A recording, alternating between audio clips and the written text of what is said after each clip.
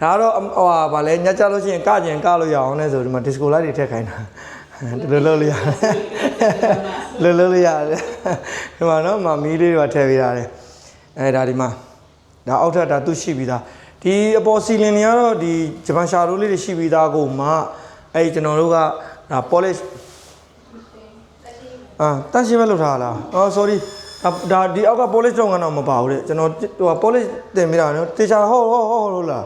တင်ပေးထားသေးလားဟုတ်ကျွန်တော်တင်ရှင်း polish တိတ်ရပါတယ်မညာနဲ့နော်ဟုတ်လားpolish တင်တာအတိုင်းပဲကြုံလှနေလိုက်တာဒီမှာကျတော့ဒါ main ကုန်နေနော်အမနဲ့ကတော့သူအလုပ်တောက်လျှောက်ပေးနေတာဆိုပြောမနာဆိုတော့ဖြစ်နေရှေ့တော့ပေးလိုက်အောင်နော်ဒါကတော့အောက်မှာ main ကုန်ဖြစ်ပါတယ်ဒီမှာတလိုင်းစီအကုန်လုံးခွဲပေးထားပါတယ်ဒါအောက်ထပ်ကတော့သူ့အဟောင်းနေပဲဒါဒီ polish ဆွဲထားထင်တာအကုန်လုံး polish မတက်ရသေးဘူးတိုက်ပေးလိုက်တယ်ညာထပ်တိုက်ပေးလိုက်မယ်လေဒီတက်အရန်ပြောင်လောက်အောင်ပါဆိုလို့တိုက်ပေးလိုက်ဒါလေကားလေကားအောက်မှာအကုန်လုံးဒီမှာထည့်လို့ရအောင်လို့နော်ဒီမှာဒါလေကားရဲ့အောက်လေကားတော့အစတုန်းကဒီပုံစံမဟုတ်ဘူးနည်းနည်းလေးနှွဲ့တယ်ကျွန်တော်လိုပဲသဘောကျနော်ဒီကနည်းနည်းလေးနှွဲ့နေ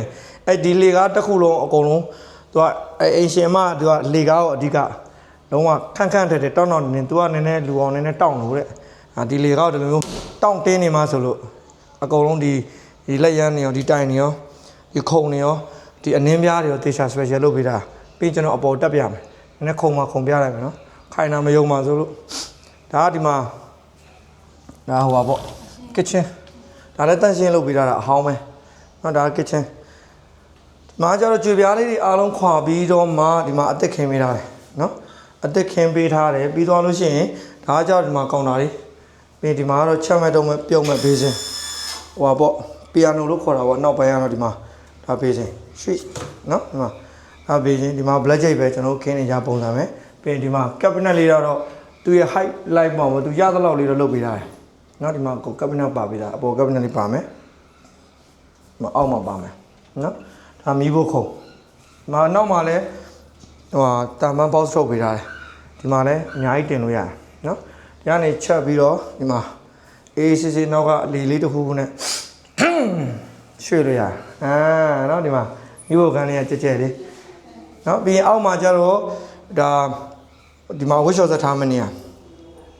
နော်ဒီမှာနေရန်ကြွေပြားလေးတွေကစအားလုံးအစ်စ်ပဲပြီးသွားရင်ဒီမှာကျတော့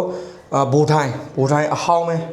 ဒီထဲမှာဘိုးတိုင်းအဟောင်းလေးလုပ်ပေးထားတယ်ပြီးဒီထဲမှာဟိုကော်နာဘေးစင်လေးထည့်ပေးထားတယ်ဘာလို့ဆိုတော့ဒီမှာအိမ်သာသုံးပြီးတာနဲ့ကျွန်တော်ဒီမှာလက်ဆေးပါညာလုပ်လို့ရအောင်လို့ဒီမှာဘိုးတိုင်းရှိတယ်ဒီထဲမှာကျတော့အုတ်ရေကန်ရှိတယ်